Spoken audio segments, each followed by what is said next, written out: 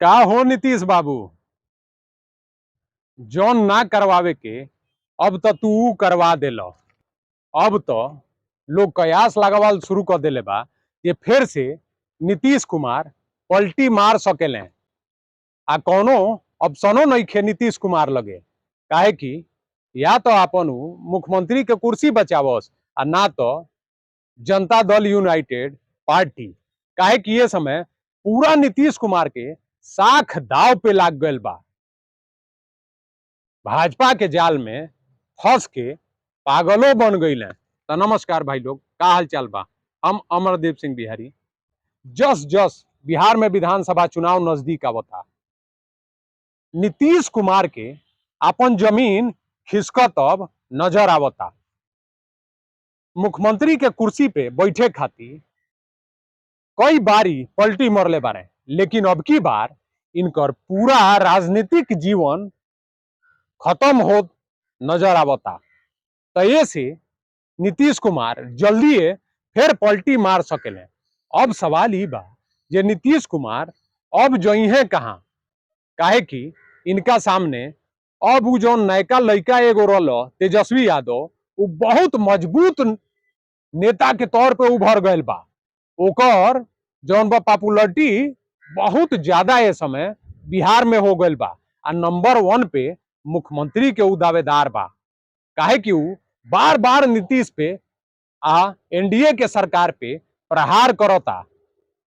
दूसरा तरफ मोदी के जाल में फंस के नीतीश कुमार एकदम पागल बन गए बारे। पूरा सोशल मीडिया पे नीतीश बाबू के छिछालेदर मचता।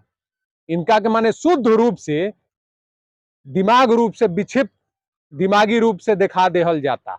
सारा इनकर वीडियो कटिंग क के वायरल करावल जाता। इ तो भाजपा के चरित्र भली भांति जानत रहे हैं, एकरा बादो शामिल हो गई। ओसे बिहार के कोनो फायदा ना मिलल, खाली ये अपन कुर्सी बचावे के चक्कर में शामिल भइले हैं। लेकिन आज सारा बिहारी के माने माथा शर्म से ही झुका देले।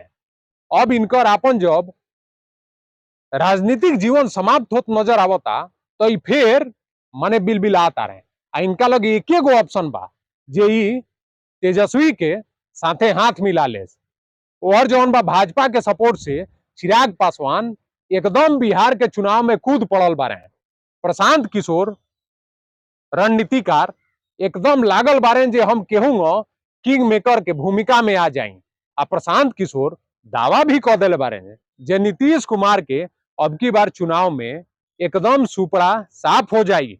तो नीतीश कुमार अब करस तो का करस, इनका लगे एके गो चारा बा, उ है चारा चोर जौन सब केहू चिल्लाला, वही चारा चोर के बेटा जौन आज के समय में बिहार खातिर एगो माने अमृत के समान बनल बा। ओकरा जौन बा जुबान पे साक्षात ए समय सरस्वती विराजमान बारी। उ लइका इतना मेहनत करता आ इतना जौन बा माने कटाच करता ये अनपढ़ जाहिल नेतन के, जे ओकर जवाबे नहीं थे। तो चुनाव से पहले जल्दी नीतीश कुमार एक बार फिर पलटी मरी है, लेकिन अब समय बदल गल बा।